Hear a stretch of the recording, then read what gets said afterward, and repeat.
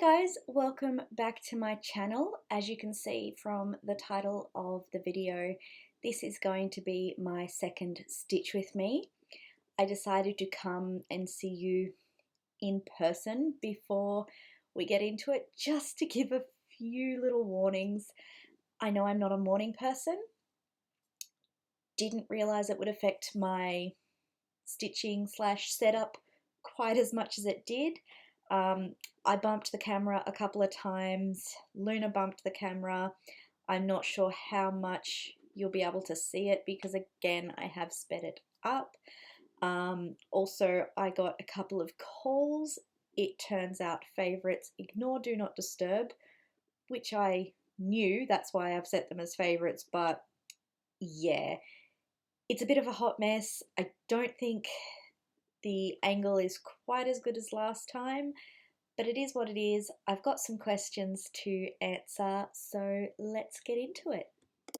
As always, I will be working on Dogwood Mini, charted by Heaven and Earth Designs and artwork by Cindy Christensen.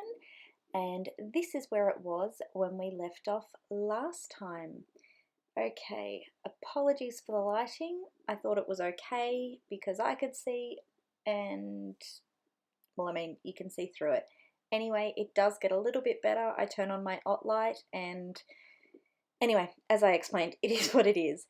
I got a couple of questions from my last stitch with me, so I'll answer them first, and then I will continue on the tag which I started last time. Stitching Fleur asked quite a few questions. Thank you, Fleur. First up, what's your favourite colour? It's pretty apparent to anyone who knows anything about me, but it's purple. Yeah, I like all purples. Royal purple's probably my go-to. 550 for DMC is my favourite shade, so that's, yeah, pretty apparent if you know anything about me. Do you find that colour sways you in pattern choices? It may not seem like it, considering my main project is Haystack Sunset, but not really. I'm more drawn to charts which look like artwork. I do have a lot more variety now, but that's sort of what I want to stitch on first, which is why Hayde is by far and large my favourite designer. I definitely love the artwork vibe. Also from Fleur, is there a particular landscape or scene that you haven't seen yet but would love to see charted? Kind of. I'm still on the hunt for the perfect sunset. There are some gorgeous ones out there. I just haven't seen the one. I'm spoilt here in Canberra. We have some really, truly gorgeous sunsets. But yeah, I'm hoping one day to eventually get that perfect sunset, and I will be stitching it. I did just notice, sorry, I'll get back to the questions. I don't know if you can tell, I am trying a slightly different way to do the waist tail. I saw a photo in one of the cross-stitching groups, I should have paid attention to who it was by, and noticed that they'd sort of not just done the tail out the end, it was the little bit more, and I think it's just a little bit more secure, especially because my whips are mostly living in plastic bags, and I'm just afraid that the tails will fall out. I did find the photo in my phone. There is no chance I'm going to be able to pronounce it. So I think it's Silja, and I'm not even attempting the last name, and I just noticed bumping the phone number one. Back to the questions. What was the thought process behind breaking up your haystack? if you haven't seen my main videos, I have taken a chart from Heaven and Earth Designs, photography by Jeff Pritchard, and I've actually cut it up and made it into a quadriptych piece. I have always loved the triptych art style. You see it in the magazines with the homes and that sort of thing, and that's always been like home goals. I want to have a piece of triptych artwork on the walls. And then when I started cross-stitching, because why do things simply and just buy a piece of art, I decided I wanted to stitch a piece. I think it also came about because I saw someone had finished their cross-stitch canvas style, so that sort of, again, lends itself to the triptych. But I couldn't find one that I liked. At that stage, I didn't realize how long cross-stitching actually took, but I knew I didn't want to stitch something for the sake of stitching it and not want to see it on my walls. And then I was just, scrolling through Heaven and Earth, as you do, and it kind of goes against my bit before where the colour doesn't influence my decision, but all the purple definitely drew my eye. And I don't know what clicked or how it clicked in my brain, but I just saw it and saw that it had separate parts that could be easily broken up, different focuses. And so I took the image off the website. If you've seen when I share this piece, the quadriptych breakdown actually has the Heaven and Earth watermark on it, because I wanted to make sure it would work before I purchased the pattern, which it did, and then I didn't see the need to recreate it with the unwatermarked image. I do believe I reached out to Jeff to make sure that he was okay with me doing this to his piece. I couldn't see it in my chat history when I double checked, but I do believe I reached out to him first because I didn't want to just not stitch. Like, it's his image. He obviously gives it to Heaven and Earth Designs, but also with the understanding that it's going to kind of stay true. But I'm absolutely thrilled with it. I am still completely in love with it, which is, for me, really bizarre. 2 years in, I've worked on it every single day. Recently it has only been single stitches because life, but I'm so excited to see it on my wall, and I've actually broken up another one of Jeff's pieces into 3 this time, which I was hoping to start this year, but I'm not sure that will happen because fabric. But yeah, there wasn't a lot of thought process, Fleur. It just happened, and it was a brilliant, I don't know, happenstance. It just, yeah, I'm so happy that my brain just saw it that way. And yeah, anyway, moving on. What's your favorite stitching tool currently in your stash? Does my Lowry count? Because I use it pretty much exclusively. It's not often that I'll stitch in hand anymore.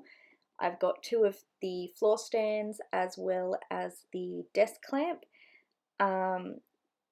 If that doesn't count, I would probably almost go bizarrely to I'm pretty sure it's called an awl. It's got a handle, a long middle thing with a point. I don't know if I can insert a photo. I will attempt it. If not, I will try and remember to bring it out in my regular floss tube and show it there. I don't use it for general stitching, I use it to twist my skeins. So I have converted to using Annie's Keepers for my floss storage, and because I want to have the floss ready to replace it if I run out without having to do the wrapping and whatnot on the go, I've actually started twisting my skeins. Got the idea again through Silks for You with their Silk of the Month club, and my skeins were messy and horrible until I pulled out the awl from my planner days. So it's a roundabout stitching tool, but it is my favourite right now. That's what came to my head, so I guess it counts for something. Next, when you aren't stitching your gorgeous Hayds, what kind of charts and designers do you like to stitch? As I think I've mentioned a couple of times, Hayd is definitely my go-to. I have more Hayd charts than anything else, more whips than anything else. When I'm not stitching a Hayd, blackwork is pretty high up there. I've got quite a few blackwork pieces. Not a huge, large amount, but that's one of the other styles. A few different designers with that. Other than that, I've kind of fallen in love with the Quaker-ish style, modern folk embroidery. I'm trying to think. The rest of my charts are pretty diverse, I think. There's nothing that really comes to my mind that I must, like if I lost Hayd, that I'd go to. Sorry if that answer wasn't very satisfying. Next up, what's your favourite needles to stitch with? The John James Petits. I can never remember what size I've got, whether it's the 26 or the 28, but the petite all the way. You can't really see it in the stitch with me because I am doing the waist threads, so I'm not flipping my work, but I do a lot of extreme cross country and I like to get the most out of my thread, especially in the past I was stitching with a piece that was only 15 centimeters long. I don't know the conversion for inches. I should be ready. 15 divided by 2.5, 6 inches. So I needed to get every piece of floss, used. So I found the Petites and I really haven't gone back. I think a normal needle would feel bizarrely large. I did try beading and the beading needle just went on and on. So I think I found smaller one of those as well, but haven't gone back to it. Anyway, definitely John James Petites. And last from Fleur, what do you drink whilst you stitch? Pretty much what I drink during the day. I stitch at every available opportunity, not as much as I would like. I drink a lot of water, probably too much because I'm always finding myself in the bathroom, but if it's not water, it's usually coffee. I've been drinking a lot of Coke, which I would like to stop because it's, not great for me. But yeah, water or coffee, and I've got a little travel mug so it doesn't risk spilling. And there's the first cut of the day. With that, we'll move on to a question from Linda Kleinadist. I'm so sorry if I pronounced that wrong, Linda. She asked, are you going to continue down on your column until you get to the end of the page that you're working on before you go to the second column? That's kind of been answered in the Stitch With Me, just by where I'm working. I work Pattern Keeper, so I don't have page breaks. I know you can have it still visible, but that confuses me with my grid, so I don't do that. But yeah, I've not worked to a page for pretty much ever. I was unsure how far I was going to go down before I went across. When I found the new style, what's the word? Oh, yeah, you can see here. I commented on one of Hannah's videos that I very, very rarely need to frog when doing extreme cross country because of the gridding, and the phone call completely threw me off and I missed a row. So I'm having to unpick it, which was not so fun, but I'm glad I picked it up there. Once again, thanks to my gridding, I only did a row and not a lot more. Anyway, when I found the photo with the sort of more secure waist threads, I wanted to go across and work down those columns first so I could stitch over what I'd already done. But while stitching today, I did sort of notice that I liked working in 2 squares, so I will probably do that going forward, where I stitch 2 squares down in the colour before I park it, and that may change later on when there be more colours, because you know there were only 2 colours used today. But yeah, at the moment I'm not sure how I'm going to continue with the stitch with me, so I guess we will discover together. And there is the second phone call. So I will go to the questions from the tag. I've deleted the top of it so I can't remember what it was. I'm sorry. There's only a couple left, so we'll see whether I need to go to another tag or whether I ramble, but let's keep going. What is the most amount of whips you've had at once? I don't have a specific number. I'm going to guess probably 80 or 90. When I did the whip parade at the beginning of the year, I had 64, but I think there were about 15 that I'd put to restart because of fabric and other potential issues. So I don't have a specific figure, but I'm guessing around the 80-90 mark. I don't think I've had more than 100 whips, not because that number is overwhelming to me like it is for some, but because supplies cost money. And bumping, I actually think this bump was lunar. I may have missed it, but it really doesn't matter. Next question, how old is your oldest active whip?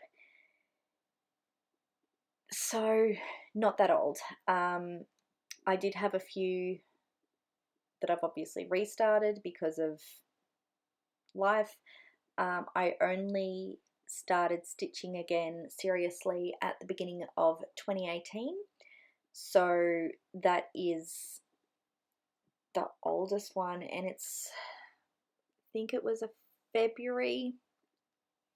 So I mean that's a decent amount of time. That's what, 3 years. Yeah, okay, that's a while. And it's not that big of a whip. I really, if I spent a decent amount of time on it, it would be done. Magical stitches may help me this year because penalty stitches need to be done on your oldest whip. Yeah, so I do have a whip that dates right back until, you know, my start of cross stitching, but I'm not really that concerned. Again, I have a lot of whips that I spend a small amount of time on and put them away. It doesn't mean I don't love them, it just means I'm prioritizing my stitching time, and all of 2019 was pretty much Haystack. 2020 was me losing my mind and starting a lot, and this year I'm not sure yet. There's been one that's caught my interest and that's had a lot of love, but yeah, we'll see how the year turns out. Magical Stitches has definitely gotten me working on things that I wouldn't have necessarily picked up, and I'm happy. Okay. Next question, kind of the same. Honestly, tell us about your stash. How many charts and kits do you have? I don't generally buy kits. I'm, pretty fussy when it comes to the way I stitch.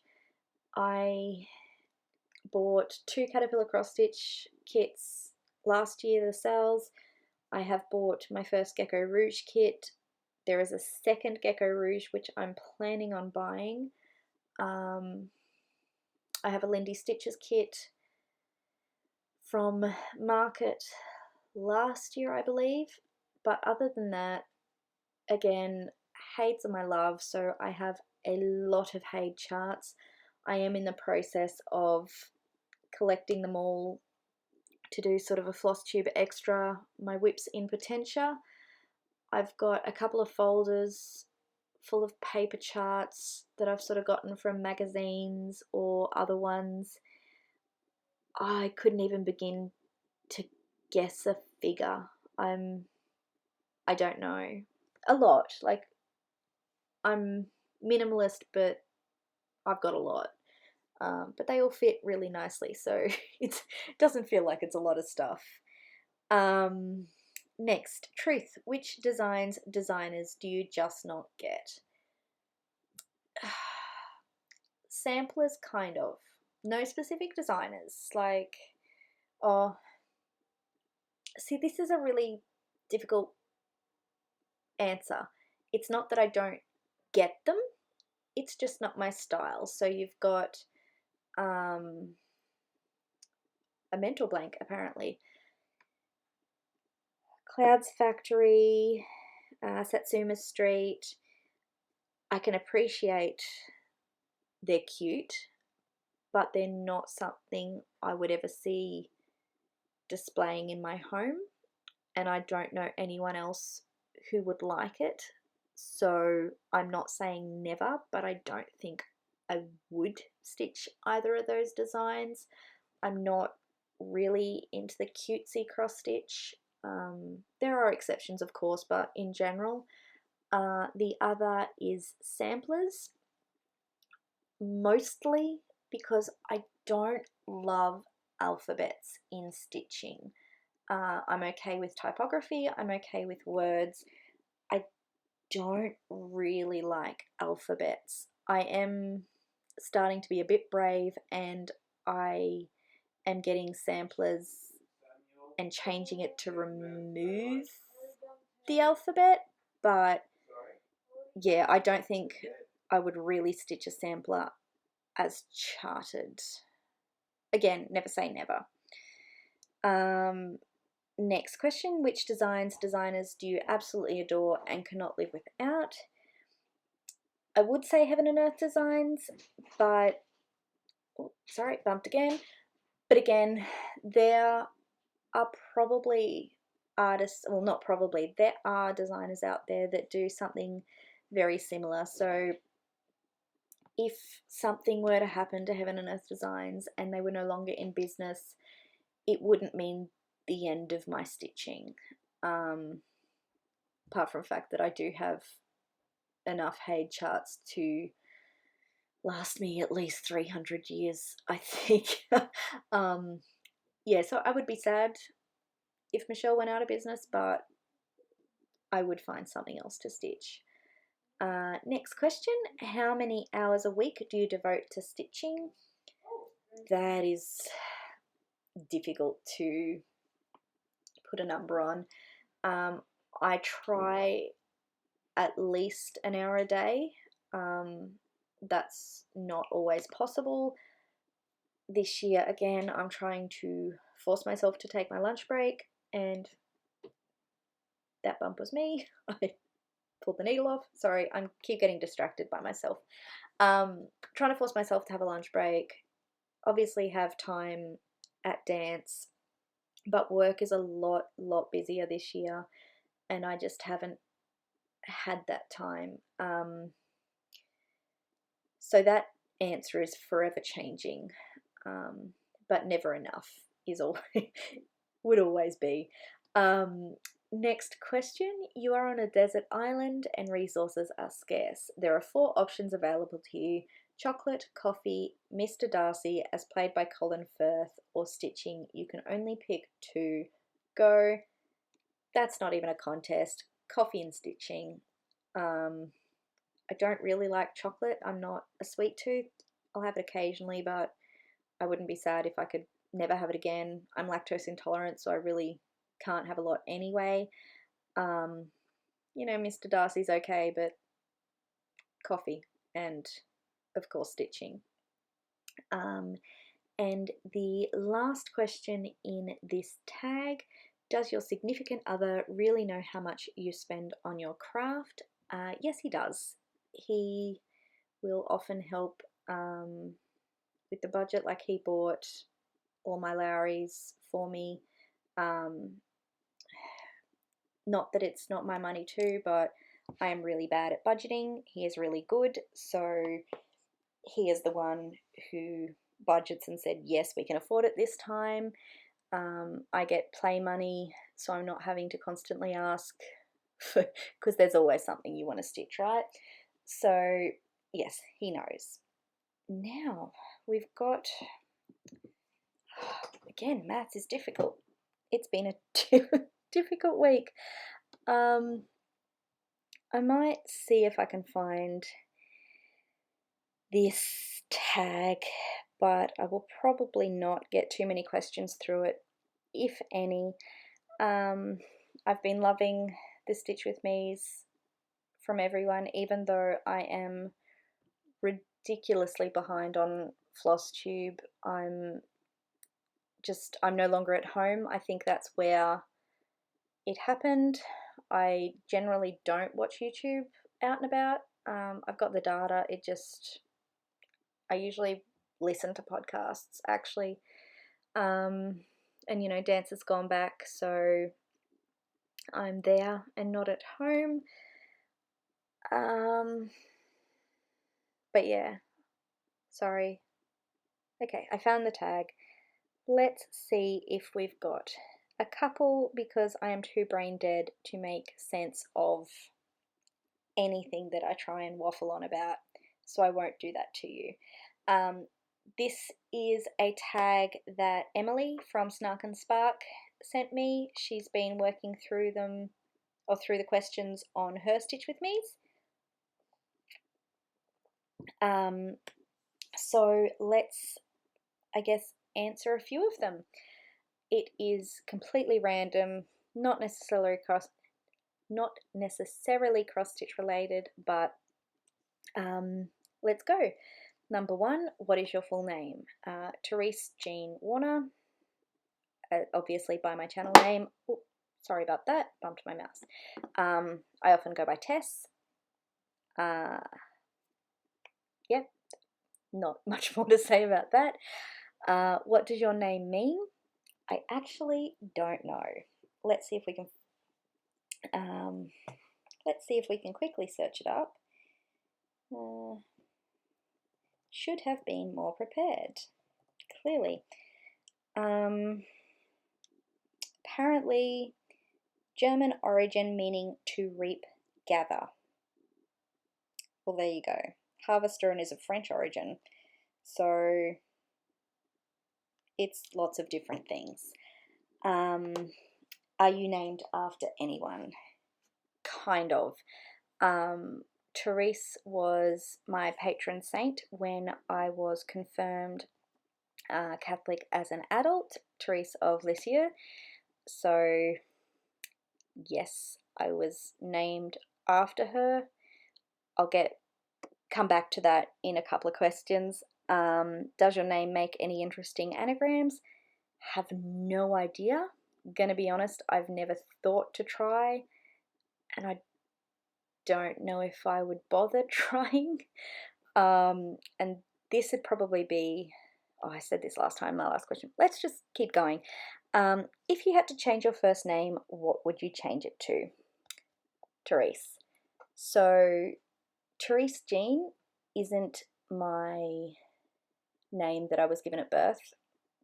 I had something completely different. I never liked it, was never comfortable with it, and it was about 4 or 5 years ago I decided that I didn't need to keep myself in that feeling just to make my mother happy. I had given her the option to help me choose a new name, and she declined and still does not recognize my name. But it is what it is. I feel so much better as Tess, and I think it suits me so much more. But it was really difficult naming yourself as an adult. Like, naming children, like little infant blobs, is difficult, but to come up with a name as an adult, you don't want to have something that someone else already has, because it could be seen as just like, it's more their name than anything. It had to be meaningful.